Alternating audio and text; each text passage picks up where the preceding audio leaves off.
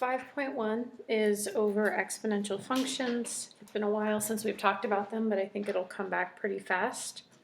So all exponential functions can be described using this type of scenario where b is your multiplicative change. You have a horizontal shift,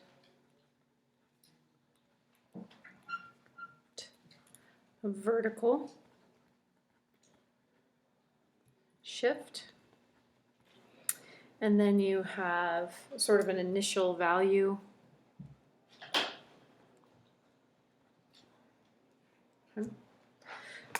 So let's look at 2. We're going to do y equals 2 to the negative x, which can be written as 1/2 to the x. And then we're also going to look at y equals 2 to the positive x, which you could write as 1/2 to the negative x, but it doesn't help us with anything. So we're going to compare and contrast these two things. So y equals 1/2 to the x. When I plug in 0 to this function, I'm going to get 1/2 to the 0 is 1. -1 is going to give me 2. 1 is going to give me 1/2. 2 would be 1/4. And then over time it's going to drop down towards 0, but never quite get there. Oh, oops, I did the wrong color. That one's supposed to be this color.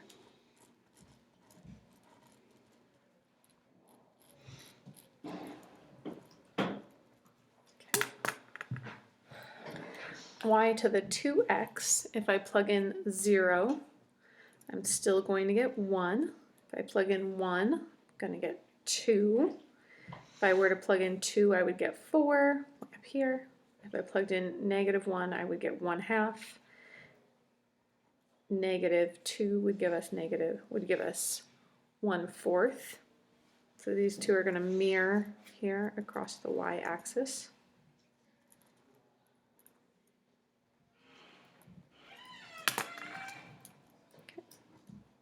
So let's look at what they have in common versus what is different about these two.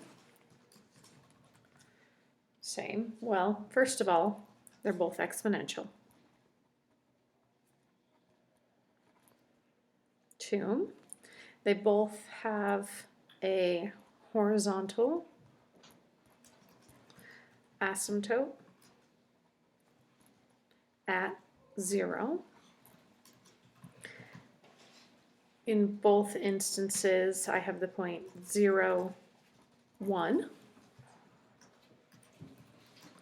In both instances, when I plugged in 1, I got b. Well, there's a few things in common there. Difference, one is growth versus decay. And in one case, the horizontal asymptote is as x approaches positive infinity, and one is as x approaches negative infinity. Okay, if you want to put anything else down here, it's welcome to use that space. Maybe do a practice graph y equals 1/3 to the x versus 3 to the x as a quick practice.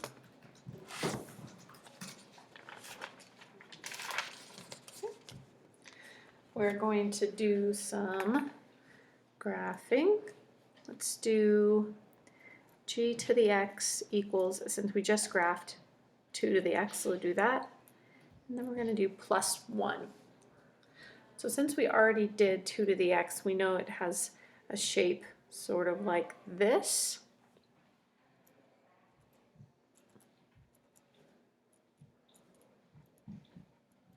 Put in our tick marks. So normally it's here, but since I have a vertical translation of 1, it's going to be here. And then when I plug in 1, I would get 2 plus 1, giving me 3. Then I'm going to go backwards off this way. If you'll notice that our horizontal asymptote is now plus 1 because the whole function was translated up one feature.